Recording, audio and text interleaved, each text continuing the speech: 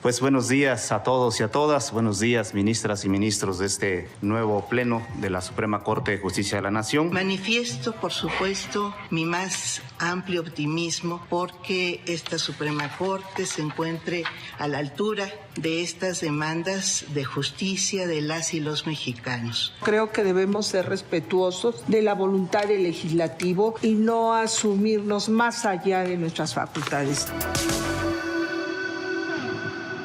Bueno, ha pasado ya la primera sesión de la Suprema Corte, algunos tropiezos, pocos, la verdad,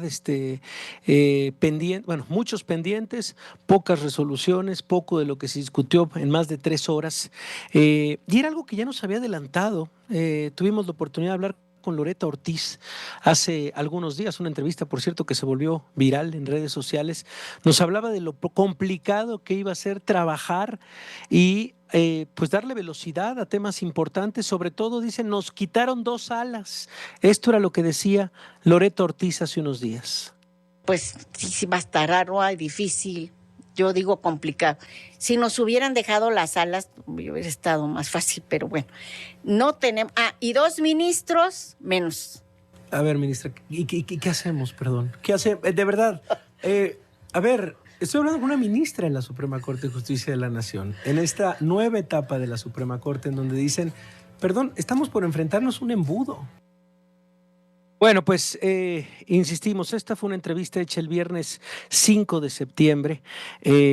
Hablamos con Loretta Ortiz, ahorita pondremos también más audios, pero pues bueno, nos quitaron 2 ministros, nos quitaron las 2 salas. Me da mucho gusto que esta tarde me acompañe el ministro en retiro, Javier Lainez Potisek, lo conocen bien. Tocayo, qué gusto saludarte. ¿Cómo estás, ministro? ¿Qué tal estos días? ¿Cómo van estas primeras semanas ya de retiro? ¿Cómo te va? Muy bien, muchas gracias, Javier. Gusto saludarte. Va bien, vamos bien. Entenderás que han sido semanas más bien, no he tenido tiempo de aburrirme, son semanas de trámite, Sí. de reajustar muchas cosas, pero bueno, sobre todo los trámites normales, pues que hay que hacer, ¿no? Y que bueno, los hacía en mi oficina, pero que ahora pues tengo que hacer. Y eso me ha tomado tiempo, ¿no? Desde ir a comprar mi computadora, estoy estrenando esta laptop, Javier, ¿sí? Y entender, o sea, me llevé a uno de mis ex colegas joven para que me ayudara a entender por qué esa computadora y cuáles serán las ventajas, ¿no? Bueno, Ese tipo de trámites me refiero, ¿no? 10 de 10 porque se pudo entrar a esta entrevista, así que felicidades al colega que te ayudó, ministro. Pues a ver, escuchábamos a una ministra, la conociste bien, te tocó en la anterior etapa de la Suprema Corte, Loretta Ortiz diciendo, nos quitaron 2 ministros, ya no son 2 salas, va a generarse un embudo en materia de temas, no vamos a poder desahogar los que teníamos que desahogar.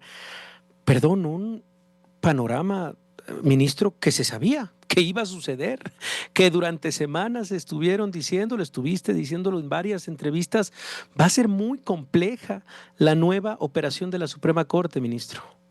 Es correcto, es correcto. Yo creo que, y forzosamente, Javier, van a tener que ser creativos y encontrar formas de reorganizar el trabajo. Y van a tener que, digamos, distinguir bien o con mucho mayor acuosidad, por ejemplo, cuáles son los temas verdaderamente que debe conocer el Tribunal Constitucional y cuáles no. Van a tener que dejar de ver muchas cosas, porque y reconocer que pues va a haber temas, no me gusta decirle menores, porque pues todos los temas que llegan a la Suprema Corte son relevantes. Claro, muchos, exactamente, aunque hay muchísimos recursos en juicio de amparo que no forzosamente debieran llegar a la Corte, pero entonces sí van a tener que ser más selectivos, algo que nosotros también hacíamos, aún habiendo salas. Porque si no, no te dabas abasto. Son miles de asuntos. Y el tribunal no está hecho, no, ni siquiera en la anterior configuración, ni siquiera con 2 salas, digamos, siempre estábamos con un exceso de trabajo. Entonces van a tener que ser muy selectivos en no estar atrayendo muchos temas que no debieran ver y sobre todo en reorganizar. No sé, yo no me siento con autoridad para Claro. decirles cómo, pero van a tener que, no sé, destinar algunas sesiones o para los temas. ¿A qué me refiero menor? Mira, hay muchos recursos que se desechan porque no cumplen los requisitos de procedencia. Sí. Sí, ahí no puedes llevarte una discusión. Entonces, si tú agendas eso en un pleno, te va a quitar un tiempo que ahora va a valer oro. Van a tener que ver una manera, aunque no se vea bien, donde el pleno, digamos, deseche pues, por grupos, amparos, revisiones completas, recursos completos, porque no hay un tema de constitucionalidad o porque no son importantes y trascendentes. Claro. ¿No? ¿Y Y qué te eso, pareció? Sé que estuviste al pendiente, ministro, de la primera sesión de la Suprema Corte. Tuviste la oportunidad de verla. ¿Qué te pareció, ministro? bueno, yo creo que, bueno, digo, es una primer sesión.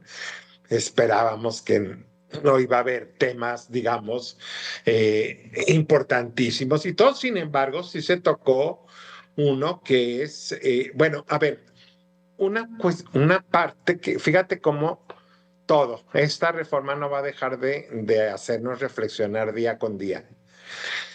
Escuchaba yo a una de las ministras hablando de esta, digamos, autocontención del tribunal frente al legislativo. Sí, ¿Sí? La deferencia al legislativo para así es. no invadir al legislativo.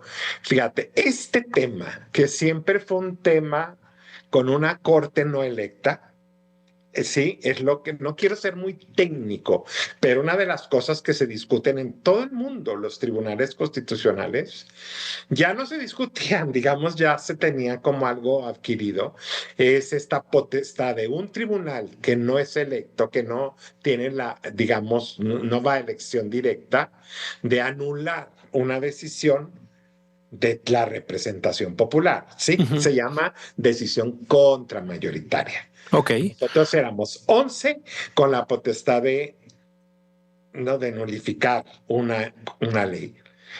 Y ahí es donde la deferencia legislativa sí es bien importante y la autocontención del Tribunal Constitucional, ¿no? Por ejemplo, para no definir políticas públicas, esa no es su labor, claro. es hacer una tarea de interpretación constitucional, ¿no? Correcto. Pero ahora resulta que esta Corte, en principio, y ahorita te digo porque en principio, pero bueno, se supone que es electa, tiene la misma fuente Claro. de legitimidad que el Congreso. Entonces, mi primera pregunta sería, ¿por qué entonces ahora tiene que ser deferente con el legislativo si ambos fueron electos? Mira, qué interesante. O sea, Entonces, sí, sí, sí. qué interesante porque es un nuevo, vaya, como lo dices, tiene otra potestad, tiene otro Claro. origen, ahora Bien. desde el voto también. Exactamente. Entonces, a ver ahora, ¿por qué tiene que haber esa deferencia, como se estaba señalando por alguna de las ministras, como si no hubiese pasado nada? Cambió la fuente de legitimidad, el origen de la legitimidad, entonces, pues no tendría por qué autorrestringirse la Suprema Corte, Sí, ¿no? fueron demasiado ambiciosos en pensar que iban a resolver 15 asuntos, Sí, resolvieron 3 de los 15. así es, así es. Por eso te dije que forzosamente cualquier observador pues tiene que ver que tienen que reorganizar y ver cómo eh, evitan eso, porque Claro, efectivamente si 15, que ya era demasiado para un pleno, era demasiado. Aún con nosotros, ¿eh? Nosotros jamás agendábamos 15, porque es imposible. No, entonces, si ahora ya no hay salas para resolver muchísimos, acuérdate que el Pleno sí. ve sobre todo o veía acciones y controversias, dejando para a las salas y recursos del amparo, que Sí. son individuales, que tienen que ver con conflictos concretos. Sí, Ahora cabe, todo va al sí, pleno y entonces claro. pues van a tener que, no sé, o sea, una sesión donde, insisto, digan todos estos No, no, amparos. no. Bueno, pues es algo, pero lo que nos hemos preguntado, ministro, sin duda, y lo que la gente se pregunta, y muchos mensajes de la gente sobre eso, es si cabe la curva de aprendizaje en un lugar como la Suprema Corte de Justicia de la Nación. Esa yo creo que es una de las principales preguntas. ¿Le parece que vayamos a una pausa y nos la Sí, contesta, ministro? Estamos claro. hablando con Javier Laínez Potisek. Pausa y regresamos. 4 minutos, seguimos en la conversación y se lo agradecemos con el ministro en retiro, Javier Laínez Potisek. Y hablábamos, ministro, de lo que se pregunta la gente, si es válido en esta instancia de justicia tan importante como es la Suprema Corte, una curva de aprendizaje. De verdad, por el protocolo que se tiene que seguir, la preparación de los temas. Eso fue, digamos, lo que vimos en esta primera sesión. Vimos tropiezos, una invalidación de leyes que no tenían, el desconocimiento incluso del vocabulario judicial. ¿Cabe la curva de aprendizaje, ministro? Yo creo que desde mi punto de vista no. O sea, todos tuvimos la curva de aprendizaje, pero es muy distinto, Javier, que entrara uno de 11, ¿sí me explico? O Claro. dos, de dos. No, yo entré en el mismo momento que entró Norma Piña, por ejemplo, nos tocó entrar juntos, ¿no? Pero no es lo mismo dos en un cuerpo de 11, ¿no? Además, cada uno estaba en una sala distinta y entonces uno de 5, pues también era nuevo. Lo que te permitía, sí, tener una curva de aprendizaje sin afectar el funcionamiento ni de sala ni de pleno, ¿sí? Eso es bien, bien, bien importante. Además, la Corte, generalmente 94 hasta esta última antigua Corte ya, digamos, si ves tú siempre había una mezcla que yo digo muy, muy pertinente entre ministros de carrera que habían sido jueces, magistrados, en fin, de carrera y otros que no veníamos de la carrera judicial. Y eso permite un aprendizaje y manejar la curva con mayor rapidez. ¿Sí? Sí, sí, sí. Entonces, aquí todos son nuevos. Digo, tenemos las tres ministras que ya estaban, pero si ves, salvo Esquivel, que había sido magistrada en el Tribunal Agrario y en el Contencioso Administrativo de la Ciudad de México, digo, tampoco había toda esa experiencia acumulada de magistratura o de la función jurisdiccional. Entonces, aquí pues todos son nuevos. Entonces, Claro, sí. Seguramente lo escuchaste a través de redes sociales, ya hacemos el comercial correspondiente. El ministro Javier Laínez ya tiene cuenta de Twitter, síganlo, síganlo para que también sea una ventana de comunicación. Pero seguramente topaste con el video que circuló a través de redes sociales sobre la injusticia de haberles bajado el sueldo a los ministros y al trabajo. Vamos a escuchar lo que nos dijo la ministra en este espacio y en estos micrófonos hace algunos días. Vamos a escucharla. Yo creo que sí, para el trabajo y la responsabilidad que tenemos, sí deberíamos de estar por debajo de la presidenta, pero atendiendo a otras cuestiones como son las prestaciones, que la verdad, o si nos ven, porque los criterios, o sea, hay un principio general, ¿no? A trabajo igual, igual salario. Bueno, llego ahorita a la situación, yo lo estaba platicando ahorita, mi secretaria particular en tabulador gana 110,000 pesos. 110,000. En cambio, su servidora, yo voy a ganar 137,000 pesos. O sea, no es la misma la responsabilidad de mi secretaria particular a la de la ministra de la Suprema Corte. Mínimo prestaciones, decía la ministra. También algo, ministro, que se había hablado, que se sabía y se había adelantado. Disminución del salario.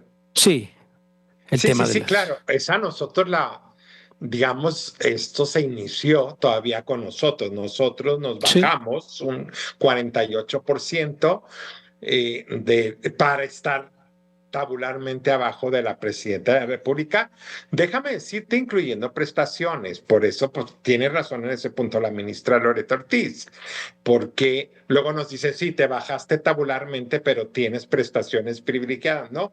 Nosotros hicimos un trabajo muy serio para que la disminución para quedar abajo de la presidenta fuera incluyendo las prestaciones que computan. Hay unas que no computan. A mí no me podría sumar, tan eso sí que ya ni la tengo, ¿no? Sí. La camioneta blindada que es de la corte y que yo entregué el día que salí. Entonces, digo, porque vimos muchas de esas trampas para decir, súmenle.